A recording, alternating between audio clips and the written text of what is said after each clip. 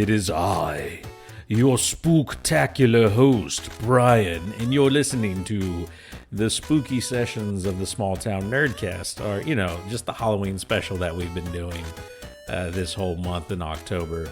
Hopefully, you guys have really been enjoying it. I don't know if you have or not, because you don't tell me things. That makes me sad. No, but hopefully you guys have been enjoying it. I've sure as shit been enjoying telling all these spooky stories, mainly because they, revolve around like Texas stories, which is a whole lot of fun to me. And I just, I don't know, I like sharing these types of things. Maybe, I don't know, maybe you've heard these stories, maybe you haven't, maybe it made you look into them a little bit more. Maybe you enjoy it as much as I do. Who knows? But I've been enjoying it, and I've been enjoying looking into all these things and sharing them with you.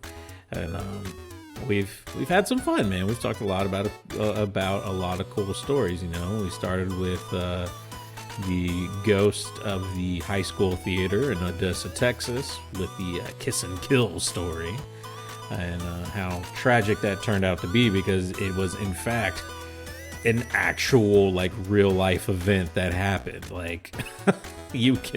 There are newspaper articles about it, and how this dude essentially got away with murder, and now her spirit just haunts the theater and kind of lives it up, enjoys it.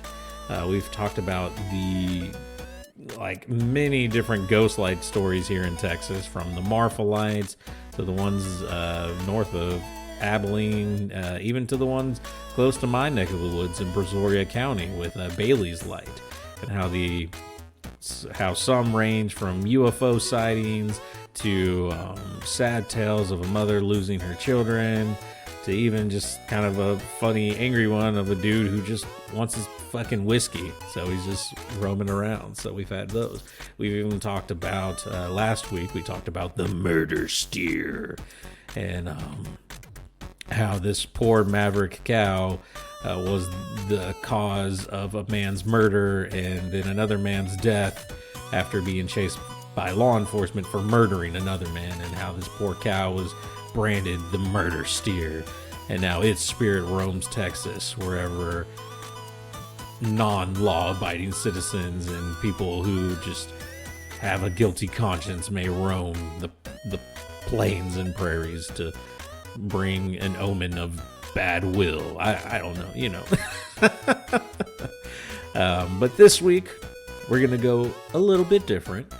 We're gonna maybe crank it up a notch to a tale that is a little more widespread, a little more general knowledge. I think while it does definitely have Texas roots and Texas storytelling, it also is a little bit broader.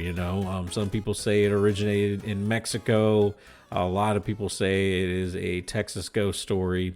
One thing is for sure, it definitely has Hispanic origins, and it's definitely a tale that a lot of Hispanic people tell. It's one that I've even heard in my time, and it definitely has to do with not going near any bodies of water, especially late at night, or else you may drown. And if you haven't guessed what the story is, maybe you've seen the movie. Maybe it's been made into a movie. I think 2019 is when this movie came out.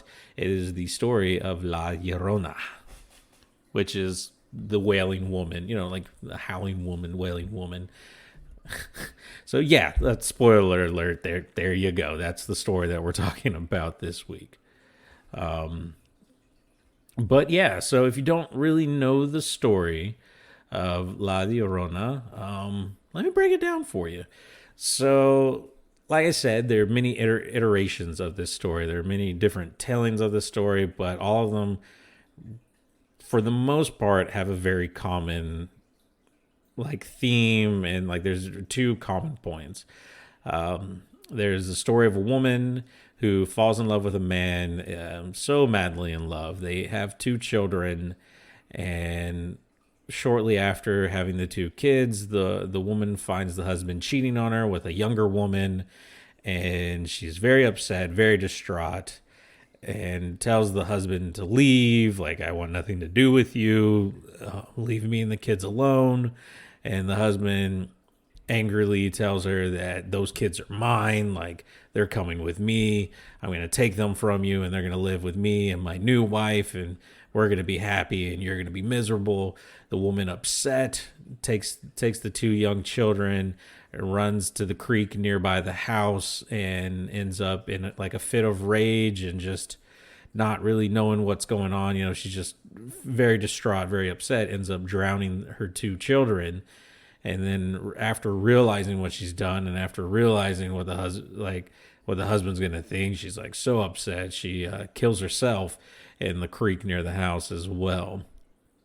And that's such a tragic story, and most of the time that's how this story happens. But the supernatural and scarier part of it is that when she goes to heaven, she's asked before she can be allowed in, where are your two children's, like, where you're supposed to have two children with you. And upset and scary that she wouldn't be allowed in heaven, she, instead of telling St. Peter what she had did, she comes back down to the human realm and is now trying to find children to take to St. Peter's to hopefully trick him and allow her into heaven.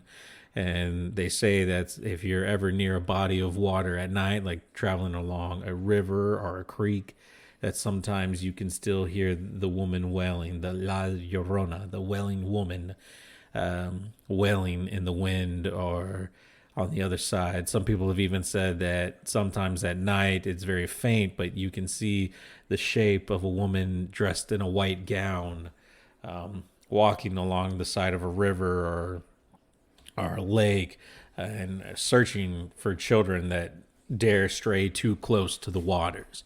And that's kind of what that story has always been. And when it was told to me is, don't be caught like being too close to the water, or else La Llorona is going to grab you. And it's kind of creepy, especially when you're a kid, man. But yeah, that was always like the cautionary tale and the story that we always heard. Of course, it was made into a major motion picture in 2019. I said it like an old person. It was made into a movie in 2019, which I have not seen because, one, I listened to what my grandma said. And I don't need a movie to tell me that. It's scary and creepy, man, at least to me. There are definitely other iterations of this story, and some might actually, like, could plausibly be the origins of this story. One version of it actually originates just outside of San Antonio, actually just east of San Antonio, Texas, in a little town sandwiched in between there and Seguin called St. Hedwig, Texas. And it's not the name of the town that really is creepy at all. But if you ever find yourself in St. Hedwig and you're driving down, you might actually come across a sign off the highway that lets you know of a creek that you're passing over. And it's called Woman Hollering Creek.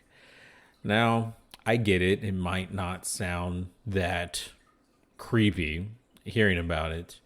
But if you ever have the chance to go visit, maybe you could. The story, though, for this that is quite similar is way back in the pioneering days, a family who lived near Woman Hollering Creek. Of course, it wasn't called that back then. It was probably just Happy Family Creek back then.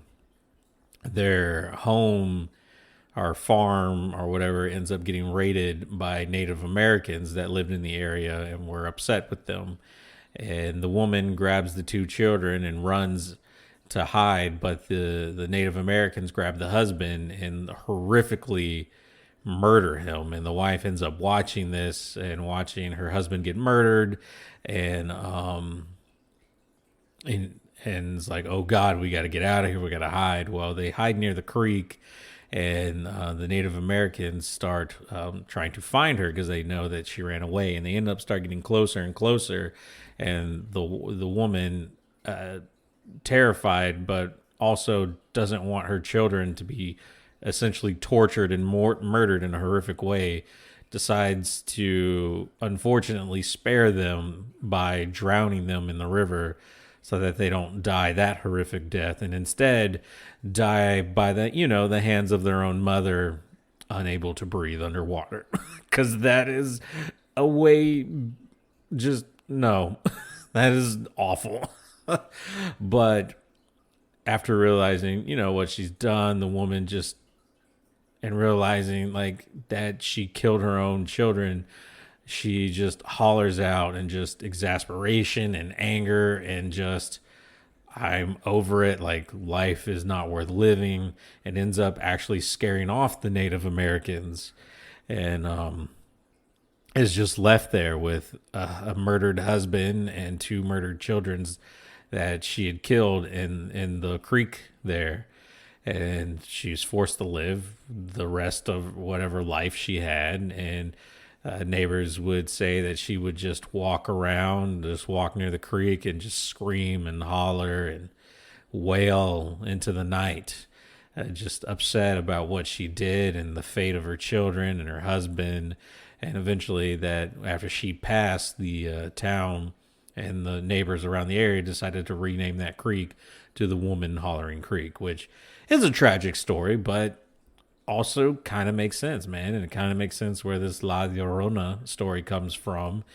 This happened a long, long time ago, and like I said, it's sad. But like I mentioned, there are other stories and creeks around Texas where people say that this stuff has happened. Like there's one, I think, near Waco, Texas, which is north of Austin. I can't really remember the name of the creek up there, but a very similar story happens to the first story I told of La Llorona, where like a woman named Maria has children out of wedlock, and the man that is the father to the children won't marry her because he's of a rich family and she's a very poor family. So he doesn't want to mix with a lower class, and her being upset because he wants to take the children from her so that they can live in the high class stuff.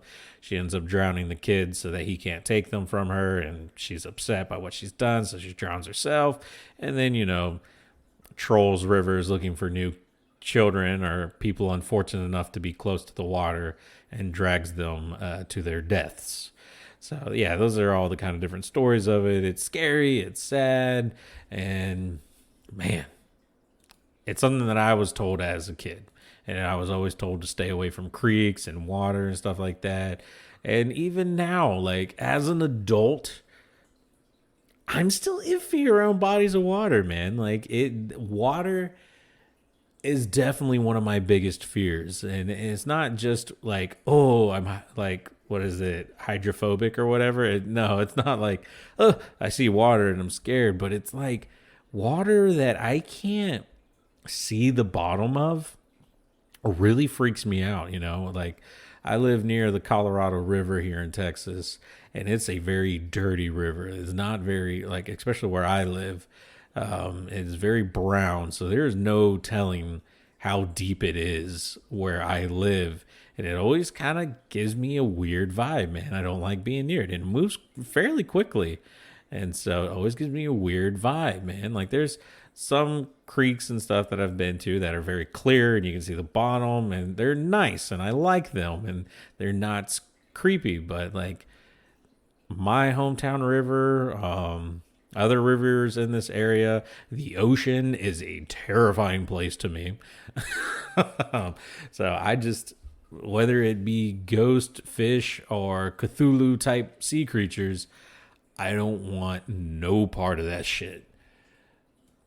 But maybe you do. Maybe you like that. Maybe you want to go check out Woman Hollering Creek just outside of San Antonio. Maybe you want to head up to Waco to see where you could hear some of those spooky stories. Or maybe, you're just crazy and just want to go to creeks and rivers at night and just see what happens. Maybe you'll see the woman in white. Maybe you won't.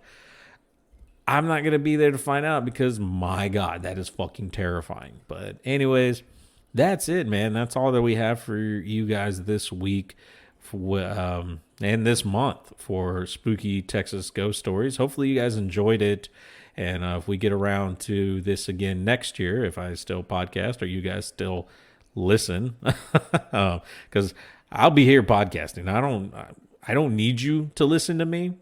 I would like if you listen to me, but I don't need it. But yeah, if we find ourselves around this time again next year, there's plenty of more spooky and creepy tales here in Texas, and we'll keep covering them. We'll keep talking about them because that's what heroes do.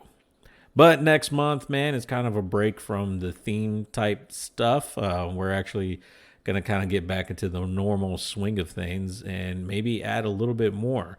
I've been on the fence about it, and I think I've mentioned on here thinking about but not actually pulling the trigger on getting the Marvel Unlimited app, because it costs, if you pay monthly, it's $10 a month, or it's like $60 something for a year, but it gets it down to less than $6 a month if you do it that way. Well, I decided to get a year subscription to Marvel Unlimited, so I am back to reading American comics. So it looks like talking about Marvel Comics is back on the menu, boys and girls and people, everyone around and in between and all around that, just whatever you identify as. So definitely we'll start talking about comic books again. And I haven't read comics steadily since like 2018, maybe 2020. Because, I think I kind of stopped reading comic books whenever I got the operator position, because I was just like pedal to the metal, studying and working and training. And like, I'm still training, but I'm almost done. Like, I'm in the final stretch of like my on-the-job training. So I should be fully qualified and no longer have to worry about studying and all this other stuff. And I can just live my life and just read and enjoy things for once. So that's the hope. But I decided to pull the trigger on it now because, some of my time has freed up a little bit because the pressure isn't as on as it used to be. So I'm happy about that. And we'll be talking about comic books. Like I said, I haven't read in a long time. So, man, if there's a certain character you want me to catch up on and check out, I will definitely do that. Currently, I am reading up on The Amazing Spider-Man, because that was a run, even though I told myself like, oh, don't get into Spider-Man, everyone's into Spider-Man. And then I started reading Spider-Man, and then I too was someone really into Spider-Man. And so I've been reading that run up until the 2018 run is when I kind of fell off of The Amazing Spider-Man. So that's where I'm picking up now, and I think it's written by Nick Spencer, and they did some, like, I think the first few issues are done by Ryan Ottley, who's the artist Ryan Ottley, and I knew him famous for doing Invincible. Like, he did work on Invincible. I think he did something else. I can't remember what else. He's done a couple of other things, but it's kind of neat seeing him do a Spider-Man book, even though his art style is very different than what I'm used to seeing that first Spider-Man. But it's pretty cool, man. So I'm enjoying it. We'll probably talk a little bit about that next week. And then we'll just kind of play things by ear from there. Christmas is coming up. I'm thinking about doing another event podcast for Christmas, like we did with Halloween. But this time we'll talk about some movies, some of my favorite Christmas movies. And then I thought, well, that may be a little lame. So I thought, like, well, maybe we could do Christmas classics. But everyone does like Christmas classics. What if we did like Christmas non-classics? So like Christmas movies and stories that like maybe you like or like I like, but aren't necessarily like on people's Christmas classic lists, or like, not the first movie you think about when you think about like a Christmas classic. So I don't know. That's kind of what I'm playing around with. If you guys have ideas, let me know, and maybe I'll take a look at them and see if I can watch them or rent them if they're readily available to rent. But that's all that I got for you guys, and hopefully you enjoyed this month of Spooky Tales, and hopefully you're still enjoying the podcast, and hopefully we'll see you guys next week. We will talk to you later.